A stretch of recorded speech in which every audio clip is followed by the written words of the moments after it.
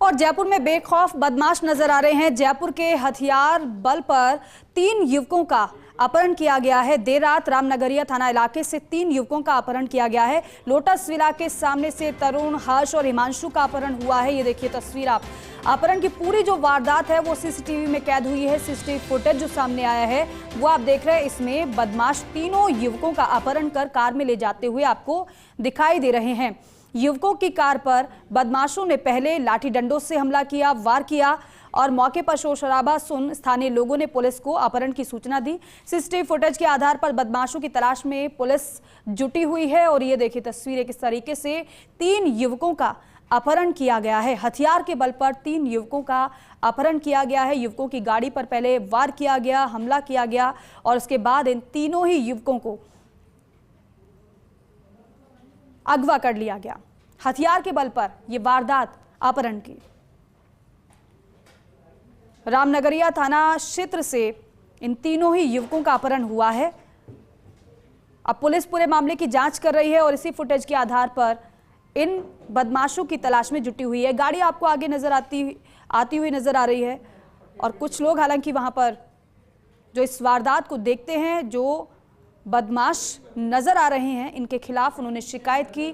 अब पुलिस ने जब सीसीटीवी फुटेज खंगाले तो फिर ये फुटेज भी मिला और देखिए कैसे जबरदस्ती इन तीनों युवकों का अपहरण किया गया है। अभी क्या मामला होगा, क्या कोई रंजिश इन युवकों से चली आ रही है या फिर फिरौती का ये पूरा मामला है या फिर कोई अन्य वजह, ये अभी नहीं पता चल पाया है क्योंकि पूरे मामले की पड़ताल की जा रही है। अगवा किया जाता है इन तीनों ही युवकों को और ये ले जाते हैं बदमाश अपने साथ। इनको आप इसी से देखिए कि किस तरीके से किसी भी बात का डर इन्हें नहीं, कार्रवाई का कोई डर नहीं। सीनियर स्पेशल रिपोर्टर हमारे साथ सतनारायण शर्मा जुड़ रहे हैं। सतनारायण, ये जो फुटेज जब सामने आया है पुलिस के पास पहुंचा होगा, जाहिर सी बात है इसी के आधार पर कार्रवाई हो रही होगी, लेकिन कुछ और जानकारी इसके अलावा पुलिस को मिली है क्या?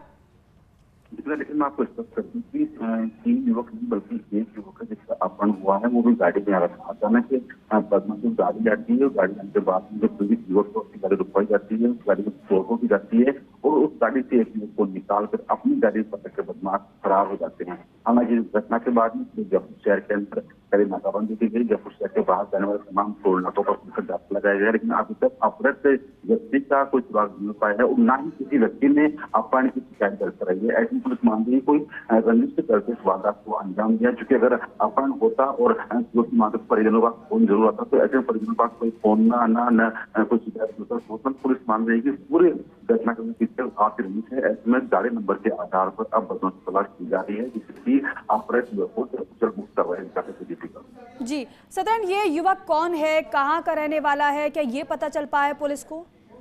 बिल्कुल, देखिए रामनगरी थाना इलाके में युवक रहता है, वहीं रहते हैं, लेकिन बीती रात जब वो घर नहीं पहुंचा और पुलिस इस गाड़ी के नंबर के आधार पर उसके घर पहुंची तब जाकर पता पड़ा कि यहाँ किसी बदमाशों ने उसका अपहरण कर लिया। हालांकि परिजनों के पास में अभी तक कोई फिरौती के लिए फोन नहीं आया है और न ही किसी अन्य बात को लेकर फोन आया, तो ऐसे में अंदेशा जताया जा रहा है कि किसी विभिन्न व्यक्तियों ने आपसे रंजिश करते युवक का अपहरण किया है। फिलहाल परिजनों की शिकायत ले ली गई है और अब पुलिस मामले की जाँच कर रही है और साथ साथ मोबाइल फोन और तकनीकी सहायता जुटाते हुए आरोपियों की तलाश की जा रही है। लेकिन सतन, जो प्रत्यक्षदर्शी है, हालांकि उन्होंने पुलिस को बताया भी पूरी वारदात के विषय में, क्या उन्होंने ये देखा कि जो अपहरण करता थे क्या वो उस युवक के हम उम्र के नजर आ रहे थे? क्योंकि कई बार होता है कि रंजिश की वजह से ऐसी वारदातें होती हैं, लेकिन यहाँ पर पुलिस की तरफ से क्या और बताया गया है? देखिए, कई एक नहीं बल्कि 3 से 4 प्रत्यक्षदर्शी है, उनका साफ कहना था कि एक गाड़ी आ रही थी, उस गाड़ी के पीछे गाड़ी और आई, गाड़ी में ओवरटेक करते हुए दूसरी गाड़ी को रुकवाया। उतरते 3 से 4 बदमाशों ने गाड़ी में तोड़फोड़ की। उसके बाद में जो चालक था उसको अपने साथ बैठाकर वो जबरदस्त ले गए। उसके बाद में सूचना दी गई कंट्रोल रूम को। कंट्रोल रूम की सूचना के आधार पर पुलिस मुखबिर पहुंची, गाड़ी नंबर के आधार पर पीड़ित हुए घर पहुंची और फिलहाल परिजन से शिकायत ले ली गई है और अब जो आरोपी पक्ष है, आरोपी की गाड़ी है, उस नंबरों की तलाश की जा रही है, उनको ट्रेस आउट करने का प्रयास किया जा रहा है, जिससे कि अपहृत युवक को सकुशल मुक्त करवाया जा सके। हालांकि बदमाशों गिरफ्तार होने के बाद ही ये पता पड़ रहा है कि बिल्कुल सतनारायण, क्योंकि इस फुटेज के अलावा अभी पुलिस के पास और भी कोई साक्ष्य या फिर यूं कहें कि और भी कोई जानकारी नहीं है, क्योंकि लगातार इस पूरे मामले की जांच पड़ताल ही की जा रही है। इंतजार रहेगा जब पूरी वारदात का खुलासा होगा। शुक्रिया जानकारी के लिए।